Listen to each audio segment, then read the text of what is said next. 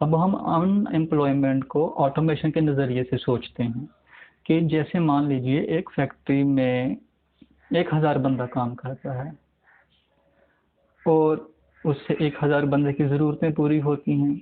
अब आ जाती है ऑटोमेशन। अब वही काम जो पहले 1,000 बंदा जिसको करता था उसके लिए अब हमें सिर्फ 100 बंदा चाहिए। उतनी ही प्रोडक्शन अब 100 बंदा कर सकता है क्योंकि ऑटोमेशन आ गई, मशीनरी का युग है। तो अब जो जो 900 बंदा मार्केट में हमने फ्री कर दिया है, क्या उसकी ज़रूरतें ख़त्म हो गई?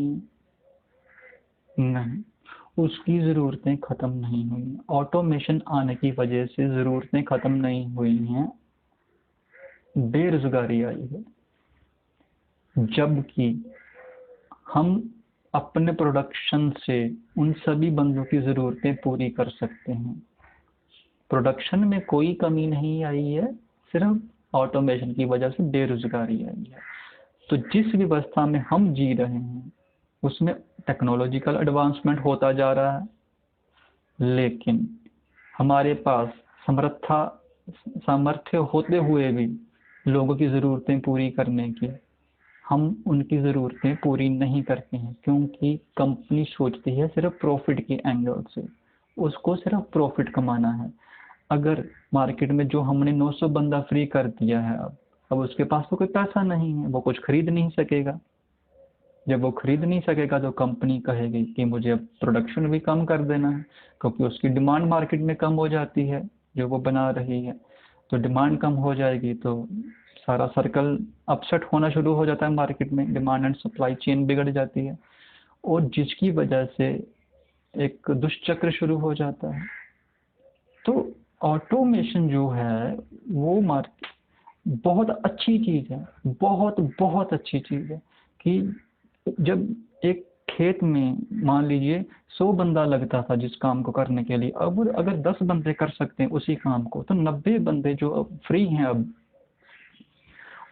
वो उनको हम नए नए कामों में जोड़ सकते हैं, रिसर्च में, आर्ट में, अपने कुछ हिडन टैलेंट्स को डेवलप करने में, कहीं पर भी। ये तो बहुत वरदान जैसी बात है ऑटोमेशन। लेकिन ये प्रेजेंट मॉडल में ऑटोमेशन हमारे लिए वरदान ना होके श्राप सिद्ध हो रही है। श्राप इसलिए सिद्ध हो रही है, अभी ऑटोमेशन तो आ गई लेकिन हम अपनी ज़रूरतें पूरी नहीं कर पा रहे। ये वरदान ना होके हमारे लिए श्राप सिद्ध हो रही है।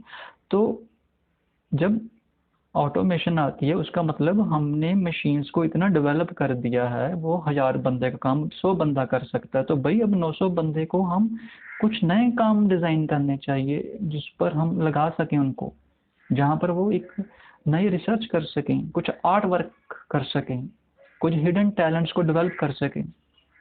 तो ये एक वरदान है। इसलिए जो मौजूदा व्यवस्था है, पैसे पे आधारित व्यवस्था है, उस व्यवस्था में ये दोष पैदा होते हैं। इसलिए हमें मनी लेस इकोनॉमी चाहिए, या कोई नया कंसेप्ट चाहिए जहाँ पर हम हमारा जो एक्सचेंज प्रोसेस है, जो यहाँ पर जो हमारा डिस्ट्रीब्यूशन प्रोसेस है, जहाँ पर चीज़ों की शेयरिंग है, कोऑपरेशन है, वो इजीली हो सके, बिना रुकावट के हो सके। कि ऑटोमेशन तो आए लेकिन ज़रूरतें सबकी फिर भी पूरी होती रहें, ये होना चाहिए।